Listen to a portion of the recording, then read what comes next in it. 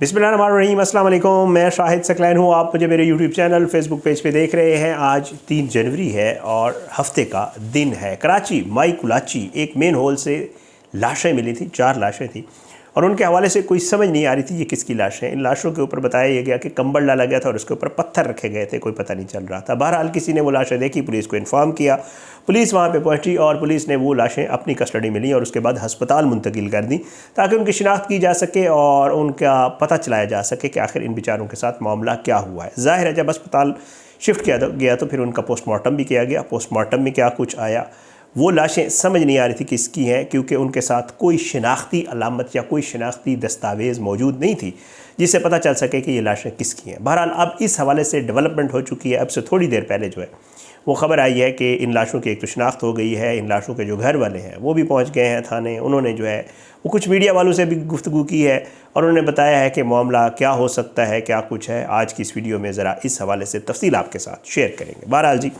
जैसे मैं आपको पहले अर्ज़ कर चुका हूँ, माई कुलाची फाटक के करीब मेन होल से 2 ख़वातीन, 1 बच्चे और 1 मर्द की लाश मिली। पुलिस का कहना है कि लाशों को ज़ब्ती की कार्रवाई के लिए अस्पताल मुंतकिल किया गया। तफ्तीशी हुकाम का कहना है कि पोस्टमार्टम के बाद ही तहकीकात में पेशरफ्त हो सकेगी। बज़ाहिर ऐसा लग रहा है, पुलिस का यह कहना था उस वक्त, कि कत्ल कहीं और किया गया और लाशें लाकर मेन होल में फेंकी गई हैं। जय वकुआ से मिलने वाली लाशों के पास कोई शनाख्ती दस्तावेज़ ना मिल सकी। बज़ाहिर लाशों को छुपाने के लिए मेन होल में दर्जनों पत्थर डाले गए, ऊपर से बंद किया गया इसको। पुलिस का कहना है कि लाशें 15 से 20 दिन पुरानी हैं और वाक़े की मज़ीद तहकीकात जारी हैं। जब ये वक़ुआ हुआ, ये इब्तदाई ख़बर जो आई वो ये थी।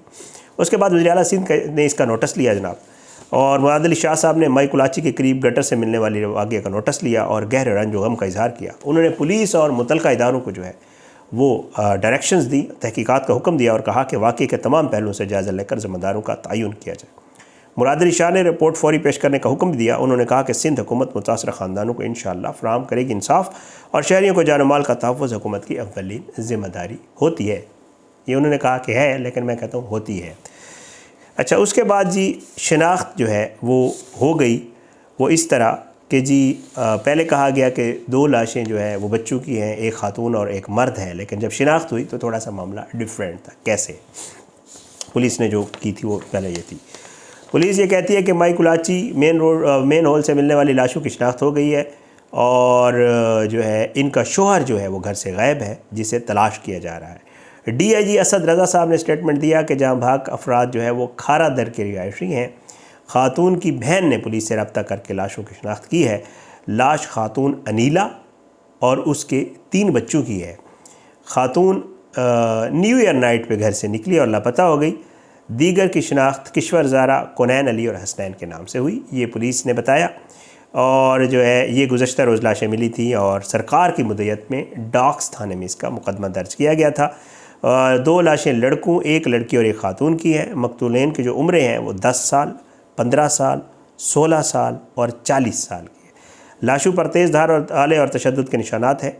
गोली का कोई निशान मौजूद नहीं है। मुकदमे में कत्ल की दफ़ात भी शामिल की गई। ये उसके बाद ये कार्रवाई हुई।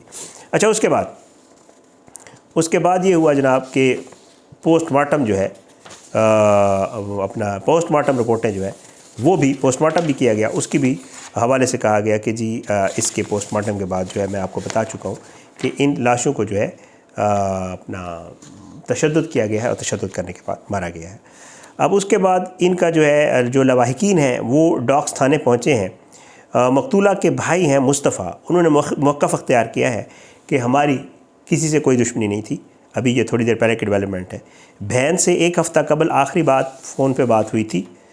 उन्होंने कहा कि जी मुतअद्दिद बार बहन के जो है घर चक्कर लगाया तो ताला लगा पाया, ये उनके भाई का कहना है। 2 रोज़ कबल भी गया तो ताला लगा हुआ था।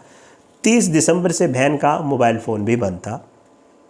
मुस्तफ़ा ने मज़ीद कहा कि बहन को 2.5 साल कबल शौहर ने तलाक दे दी थी, जिसके बाद वो अपने बच्चों की कफ़ालत खुद कर रही थी। मेरी भांजी और 2 भांजे पढ़ते थे। मकतूला के भाई ने मुतालबा किया कि कातिलों को जल्द से जल्द जो है वो गिरफ़्तार किया जाए। अच्छा, कहा यह जा रहा है कि इनका जो शौहर है वो घर से गायब है, तलाश किया जा रहा है और ये सारी जो है अपना तफसील बताई गई पुलिस की तरफ से। और फिर उसके बाद इनका ये अभी तक जो है डेवलपमेंट्स हैं इस केस को लेकर। बहरहाल बड़ा ही अफसोसनाक वाक़या ये कराची में पेश आया था और इसके ऊपर जो है वो तहकीक जारी थी, तफ्तीश हो रही थी। कल से लोग कह रहे थे क्योंकि समझ नहीं आ रही थी कि मामला है क्या। शुबा यही ज़ाहिर किया जाता कि इनको किसी ने कत्ल किया है। जो इब्तदाई पोस्टमार्टम की जो रिपोर्ट आई है उसमें भी यही है कि जी इनको जो है जो रिपोर्ट मैंने अभी थोड़ी देर पहले ख़बर देखी है उसमें यही है कि जी इनके जो है कटा हुआ है जो लड़का है उसका गले के ऊपर भी है इस तरह तेज़धार आले के निशानात हैं और तशद्दुद वगैरह की भी सूरत हाल है।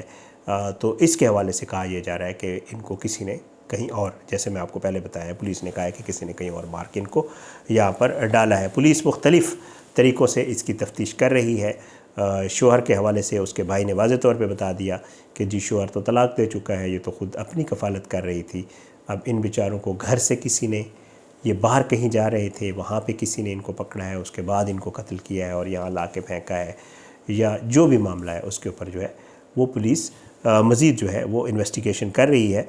और अनीला और उसके जो 3 बच्चे हैं उसके कत्ल को जो है वो कोशिश कर रही है कि ट्रेस करे कत्ल है या मौत है, जो भी सिलसिला है इसके ऊपर मज़ीद जो है वो कार्रवाई जारी है।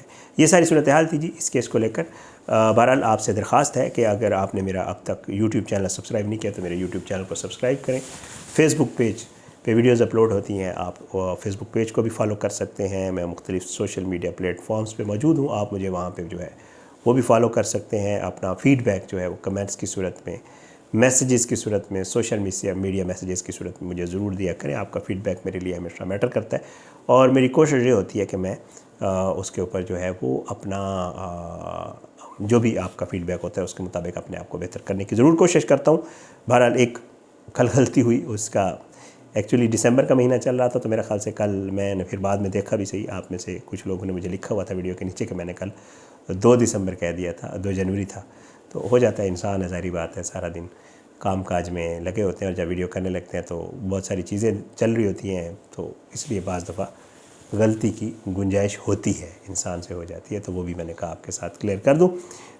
ये सारी सूरत हाल है। इंशाअल्लाह अल्लाह पाक खैर करे और बाकी चीज़ें हैं बहुत सारी, उनके ऊपर भी इंशाअल्लाह आपसे बात होती रहेगी। और एक और रावलपिंडी में बड़ा अफसोसनाक वाक़या पेश आया, इंशाअल्लाह कोशिश करूँगा, मैंने करनी उसके ऊपर वीडियो थी, तैयारी की हुई थी उसकी, लेकिन ये डेवलपमेंट आ गई इस केस में, मैंने कहा चले ये कर लेते हैं इंशाअल्लाह। और फिर अगली वीडियो कोशिश करूँगा आज या कल वो जो रावलपिंडी वाला वाक़या उसके ऊपर इंशाअल्लाह आपके साथ ज़रूर शेयर करेंगे। अपनी दुआ में याद रखिएगा। अल्लाह हम सबको अपने ज़मान में रखे, अल्लाह हम सब पे अपना रहम करम करे, अल्लाह हमारे मुल्क का हामी नासिर हो, इसके खिलाफ साजिशें करने वालों को नेस्तनाबूद करे।